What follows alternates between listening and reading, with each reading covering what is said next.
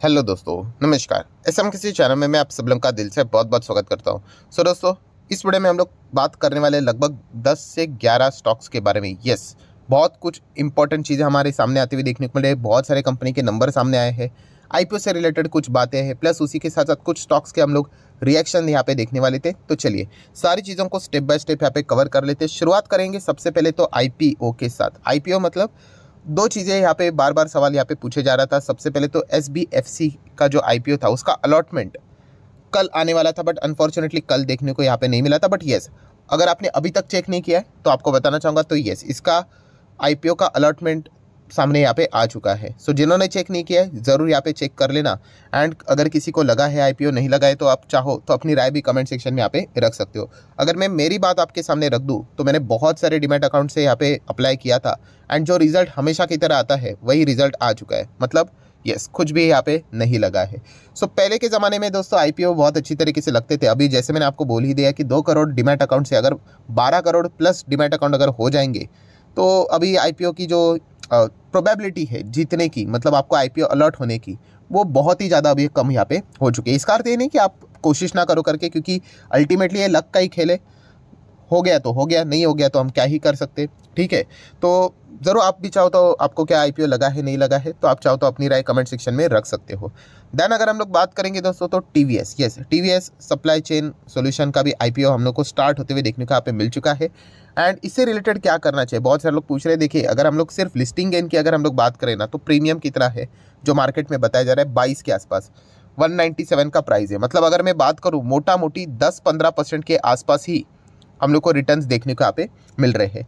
तो usually grey market premium देखकर अगर आप सिर्फ यहाँ पे मतलब बोलते हैं ना लिस्टिंग गेन के लिए जाना चाहते हो, आप चाहो तो जा सकते हो, बट मैं इतने कम लिस्टिंग गेन के लिए यूजुअली मैं ट्राई नहीं करता हूँ। मतलब मान लीजिए अगर कल मार्केट में कल 19-20 अगर कुछ हो गया एंड अगर ये डिस्काउंट के ऊपर अगर लिस्ट हो गया तो फिर बहुत दिक्कत हो सकती है। ठीक है, तो आप चाहो तो यहाँ पे जा सकते हो। मैं तो अवॉइड करना ही पसंद करूंगा। हाँ, अगर मार्केट सब कुछ ठीक ही रहा इनके लिस्टिंग तक तो शायद से 10-15-20-25% के आसपास आप लोगों को शायद से लिस्टिंग गेन भी यहाँ पे मिल सकते हैं। सो ठीक है, यहाँ पे मतलब देखा गया तो इतना कोई बड़ा हम लोगों को इतना परफॉर्मेंस इसका फिलहाल तो देखने को नहीं मिला है। सो अभी अगर हम लोग बात करेंगे, यस, फर्स्ट क्वार्टर के बहुत सारे रिजल्ट सामने आते हुए देखने को मिल रहे हैं। फटाफट एक क्विक ओवरव्यू यहाँ पे कर लेंगे। बहुत सारे कंपनी के नंबर तो ड्यूरिंग द मार्केट ही यहाँ पे आ चुके हैं। जैसे कि अगर हम लोग बात करें केपीआई ग्रीन एनर्जी, बहुत ही छोटी कंपनी, हम लोगों ने इसको देखा था, आपको पता ही होगा। माइक्रो कैप ये कंपनी यहाँ पे देखने को यहाँ पे मिलती थी। ठीक है, एंड अभी की अगर हम लोग बात करें तो ये कंपनी बहुत ही अच्छी तरीके से स्मॉल कैप कैटेगरी में जाते हुए देखने को यहाँ पे मिली है। सो अभी की अगर हम लोग बात करें तो कंपनी के नंबर्स भी सामने आए ड्यूरिंग द मार्केट एंड उसके बाद आप देख सकते हो रिस्पॉन्स भी मार्केट का बहुत ही पॉजिटिव यहाँ पे रहा है। ओवरऑल भी नंबर देखा गया तो अच्छा ही देखने को यहाँ पे मिला है। But yes, KPI green energy की अगर मैं बात करूँ, बहुत सारे लोग यहाँ पे, मैं जब भी केपीआई ग्रीन एनर्जी की बात करता हूँ वो अलग ही स्टॉक में चले जाते हैं। कौन सा वाला पता है? वो ईकेआई एनर्जी करके वहाँ पे भाग जाते हैं। एंड बहुत सारे लोग लिखते भी है, सर आप ईकेआई एनर्जी की बातें करते थे अभी तो बोलते नहीं हो। सो ईकेआई एनर्जी दोस्तों मैंने कभी भी इसको कवर यहाँ पे नहीं किया। मैं केपीआई ग्रीन एनर्जी की यहाँ पे बात करता हूँ, तो ये पॉइंट आपको पता है यहाँ पे होना चाहिए। वैसे देखा गया ये भी खतरनाक रिस्की स्टॉक है दोस्तों। ऐसा क्यों रिस्की है? देखिए, कंपनी बुरी नहीं है, हाँ फ्यूचर ओरिएंटेड बिजनेस है। ये पॉइंट मैंने आप लोगों को ऑलरेडी यहाँ पे बताया था, क्योंकि ग्रीन एनर्जी में अच्छा खासा इनका बिजनेस यहाँ पे चल रहा है। अभी सबसे बड़ा रिस्क क्या है कि इनका एक ही प्लांट देखने को मिल जाता है, दैट्स इट, जो कि है गुजरात में। अभी एक प्लांट रहेगा तो प्रॉब्लम क्या है कि मान लीजिए अगर वहाँ पे कुछ गड़बड़ हो गई तो पूरा बिजनेस ही मतलब बंद होते हुए देखने को यहाँ पे मिल जाएगा। मतलब कभी नेचुरल कैलेमिटीज आ जाती है, कभी बाढ़ आ जाती है, कभी भूकंप आ जाता है, होने के लिए कुछ भी हो सकता है ना। तो अगर ऐसा कुछ हुआ तो फिर दिक्कतें आ सकती है। अभी करे तो क्या करे? अभी इसका अर्थ ये नहीं कि ये कंपनी खराब है करके। अभी छोटा अगर आपका बिजनेस होगा तो शुरुआत में यही दिक्कत होती है। इसलिए बोला जाता है कि छोटे कंपनी में अगर आप जाओगे कोई गारंटी नहीं, आज ये 800 का है, भविष्य में 400 तक आने के लिए टाइम नहीं लगेगा। इतना फटाफट ये आ जाते हैं अगर थोड़ा भी 19-20 हुआ तो ये रिस्क दिमाग में रखकर आपको चलना पड़ेगा और उतना क्विक डिसीजन लेना आना चाहिए। अगर आप क्विक डिसीजन नहीं ले सकते तो फिर ऐसे स्टॉक्स, मतलब इस प्रकार के जितने भी रिस्की स्टॉक होते हैं, फिर उससे आप लोगों ने दूरी ही बना के यहाँ पे रखनी चाहिए। प्लस अगर देखा गया तो प्रमोटर होल्डिंग भी देखोगे, 54% प्रमोटर के पास है, उसमें से लगभग 50%, आधा उन्होंने गिरवी रखा हुआ है। अगेन कहना चाहूँगा, गिरवी रखना मतलब कोई फ्रॉड स्कैम नहीं होता है। गिरवी रखना अभी क्या करे, आपको पैसों की ज़रूरत है एंड अगर आपके पास बहुत बड़े असेट्स नहीं है तो अल्टीमेटली आपके पास एक ही ऑप्शन रहता है कि आपको बिजनेस को बड़ा बनाना है तो कर्जा तो चाहिए। तो फिर आपका सबसे कीमती चीज़ क्या होती है? Obviously equity. तो उसी के ऊपर आप लोगों को लोन उठाना पड़ता है, मतलब प्लेज करके। सो ये भी पॉइंट हम लोग को पता है यहाँ पे होने चाहिए। तो कंपनी बुरी ने अच्छा परफॉर्मेंस यहाँ पे दिया। अगर आप मेरे पुराने वीडियोस देखोगे तो वहाँ पे आपको 400 नजर आएगा, बट बाद में ये कंपनी बहुत ऊपर चली गई थी, वहाँ पे बोनस स्प्लिट हुआ, इसलिए वापस नीचे यहाँ पे आ चुका है एंड वापस 800 चला गया। तो ज़बरदस्त रिटर्न्स यहाँ पे बनते हुए देखने को मिल चुके हैं 700-800% के आसपास। ठीक है, तो ये सारी चीज़ें हम लोग को पता होनी चाहिए। सिर्फ 700-800% नहीं देखना होता है, ये उतने ही रिस्की होते हैं। अगर कोई स्टॉक घूम गया तो बैंड बच सकता है। इसलिए मैंने हमेशा आप लोगों को ये बात बताई है, कौन सी चीज़, कि कभी भी इस प्रकार के अगर आप छोटे कंपनीज में जाते हो, एक कंपनी में कभी भी जाना नहीं होता है। आपके पास एटलीस्ट 10 शेयर का ऐसा एक पोर्टफोलियो होना चाहिए कि हाँ ये छोटी कंपनी, ये छोटी कंपनी, ये ऐसे करके आप जाओगे तो ठीक रहेगा। बट अगर आप पूरा पैसा एक ही कंपनी में डालोगे, वो चल गया तो ठीक है, बट नहीं चला तो सीधा आपका कैपिटल ही उड़ जाएगा। तो इस प्रकार के स्टंट नहीं करने। इसके ऊपर मैंने पिछले सैटरडे के दिन डिटेल में वीडियो भी बनाया था। अच्छा, सैटरडे की बात याद आ गई तो आपको थोड़ा रिमाइंड करना चाहूँगा कि आप सभी लोगों को पता ही हमारा एक और चैनल है फ्री स्टॉक मार्केट क्लासेस करके। अगर आपने इसको अभी तक सब्सक्राइब नहीं किया तो सब्सक्राइब कर लेना, बेल आइकन को हिट करके ऑल भी जरूर सिलेक्ट करके यहाँ पे रख लेना। एंड कल के दिन की बात करें, यस, इसी चैनल के ऊपर एक एक्स्ट्रा वीडियो आने वाला है, तो कल का लेक्चर तो गलती से भी मिस मत करना, रिमाइंडर सेट करके रख लेना। चैनल का लिंक ऊपर आई बटन पे नीचे डिस्क्रिप्शन में मिल जाएगा। तो चलिए वीडियो को कंटिन्यू कर लेते हैं। यहाँ पे अभी हम लोग आ जाते हैं इन्फो एज से रिलेटेड बातें करेंगे। कंपनी के नंबर ड्यूरिंग द मार्केट ही आ गए एंड नंबर कैसे रहे, मतलब बाजार का रिएक्शन कैसे रहा, वो तो बताने की ज़रूरत नहीं है, बहुत ही आसानी से यहाँ पे हम कमेंट्री दे सकते हैं। हाँ, बट इन्फो एज कंपनी कैसी है, शानदार कंपनी, मतलब इस कंपनी को लॉस में बेचने की कोई ज़रूरत नहीं है। बहुत अच्छी कंपनी है, बहुत ही कमाल का परफॉर्मेंस रहता है। बड़े साइज़ की कंपनी आप ऐसा भी चाहो तो यहाँ पे बोल सकते हैं। हाँ, बट फिलहाल का जो अभी का परफॉर्मेंस था वो इतना कुछ खास देखने को नहीं मिला, ये हम लोग यहाँ पे देख सकते हैं। अगर 5-5 साल होल्ड करोगे तो इन कंपनीज में आपके अच्छे रिटर्न्स बन जाएंगे। देन विनाती ऑर्गेनिक, यस, ये भी एक छोटे साइज़ की कंपनी है बट केमिकल इंडस्ट्री से जुड़ी हुई है। प्लस अगर देखा गया तो इनका खास बिजनेस ये ग्लोबल लेवल पे ही हम लोग को ज़्यादा देखने को मिल जाता है। सो आपको पता ही है केमिकल इंडस्ट्री ग्लोबल लेवल पे क्या चल रहा है, यस, डिस्टर्बेंस चल रहा है। तो कंपनी के रेवेन्यू की भी बात करें, कंपनी के नेट प्रॉफिट की भी बात करें, अर्निंग्स की भी बात करें, सब में हम लोग को गिरावट देखने को मिली है। बट ये एक्सपेक्टेड है, हर किसी को पता है कि केमिकल इंडस्ट्री में हम लोग को ये दिक्कत देखने को यहाँ पे मिल रही है। तो इसी चीज़ के चलते यहाँ पे जो गिरावट हुई है वो केवल 2% की देखने को मिल रही है। हाँ, अगर अनएक्सपेक्टेड अगर इस प्रकार के अगर नंबर आ जाते तो फिर ये गिरावट हम लोग को ज़्यादा देखने को यहाँ पे मिल सकती थी। अभी हमें पता ही है केमिकल इंडस्ट्री में क्या चल रहा है करके। सो नंबर हम लोग को डेफिनेटली यहाँ पे खराब ही देखने को मिले। बट विनाती ऑर्गेनिक बहुत ही डिसेंट कंपनी है, मिड साइज की कंपनी, 18-20 हज़ार करोड़ का मार्केट कैप है। अगर आपके पास होगा तो इधर भी कोई लॉस में बेचने की जरूरत नहीं, टॉप लेवल से इनफैक्ट ये कंपनी बहुत अच्छे खासे 20% के डिस्काउंट के ऊपर अवेलेबल है। अगर आप चाहो तो इसको सीरियसली स्टडी करके पोर्टफोलियो में इसको रखने का विचार कर सकते हैं। रैंडमली नहीं जाना है दोस्तों, बस ऐसे तुक्का लगा दिया चलो जाते हैं करके नहीं, ज़रूर इसके बिजनेस को स्टडी करने की कोशिश करना, आपको समझ में आएगा कि कंपनी बहुत अच्छा परफॉर्मेंस दे सकती है। देन हम लोग बात करेंगे HAL के बारे में। Yes, HAL during the market ठीक चल रहा था, हरे निशान में चल रहा था एंड सडनली फिर गिर गया। क्यों गिर गया, वही रीज़न, Q1 के नंबर सामने आ गए।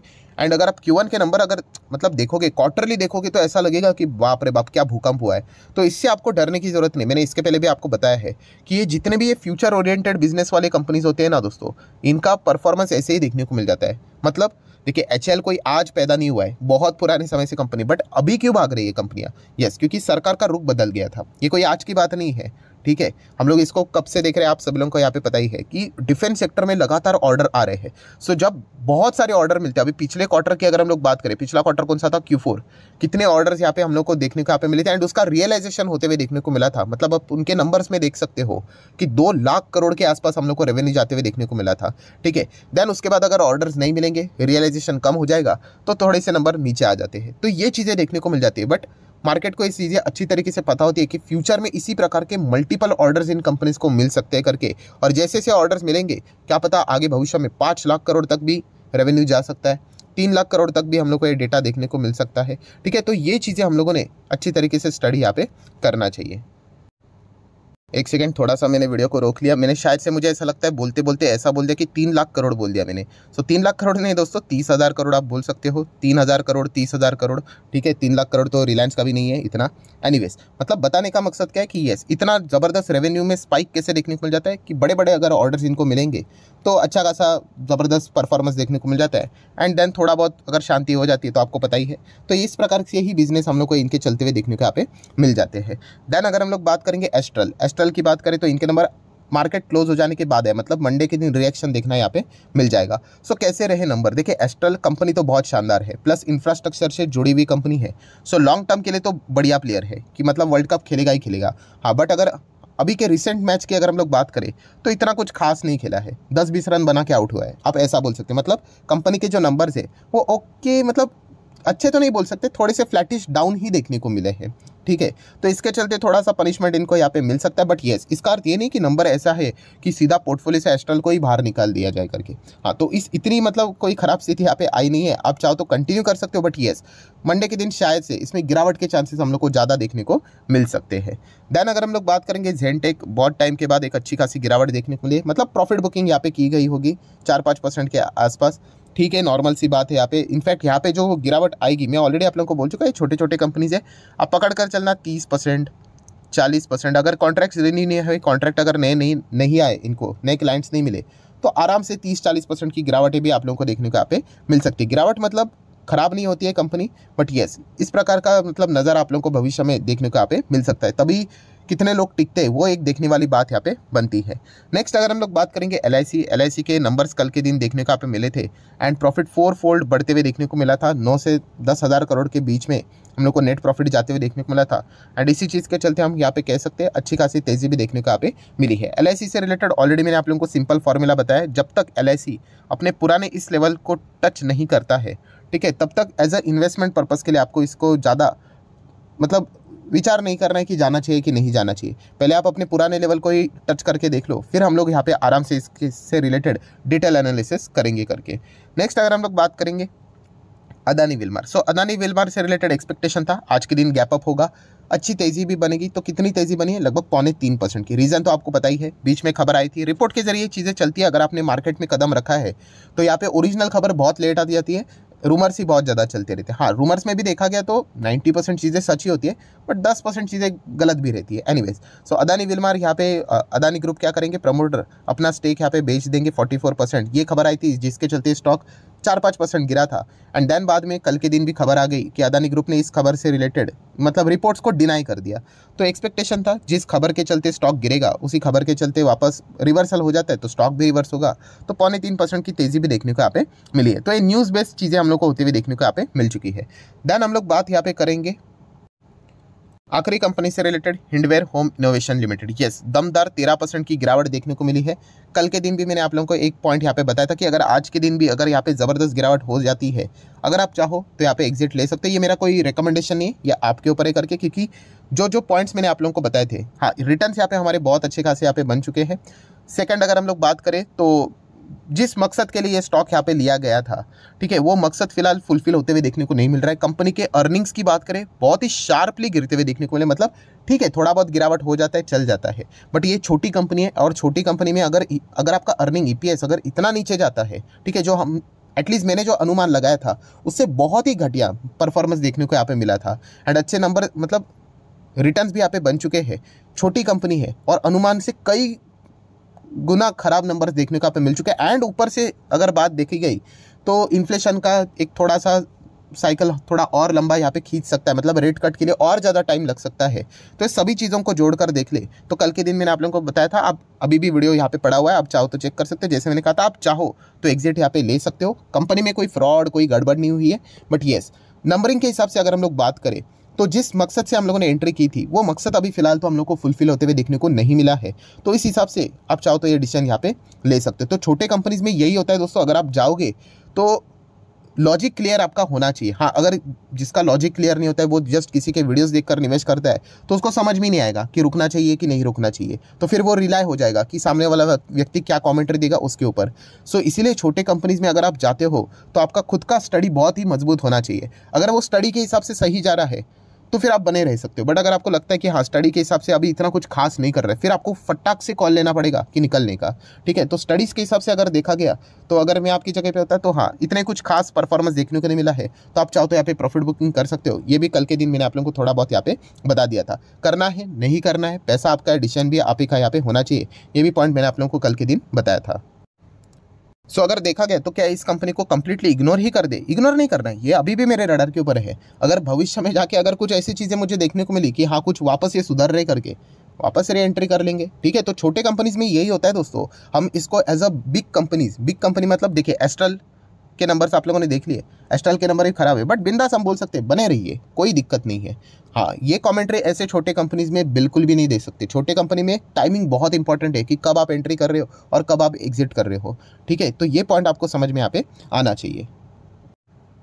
सो ठीक है दोस्तों, जितने भी इंपॉर्टेंट पॉइंट्स थे सारे यहाँ पे मैंने कवर कर लिए। वीडियो अच्छा लगे तो चाहो तो आप इसको लाइक एंड शेयर कर सकते हो। एंड डीमैट अकाउंट अगर आपने अभी तक ओपन नहीं किया है तो लिंक नीचे डिस्क्रिप्शन में 25 वीडियो की लिस्ट आपको बिल्कुल फ्री ऑफ कॉस्ट मिल जाएगी। आपका नाम, कौन सा अकाउंट आपने लिंक के थ्रू ओपन किया, प्रॉपरली कमेंट सेक्शन में मेंशन कर देना। तो हफ्ते भर के अंदर अंदर सारे लेक्चर्स मेरे साइड से फ्री ऑफ कॉस्ट प्रोवाइड कर दिए जाएंगे ताकि आप शेयर बाजार को आसान भाषा से सीख सको। So that's it, thank you very much दोस्तों, we will be meeting our next video. तब तक के लिए बाय बाय।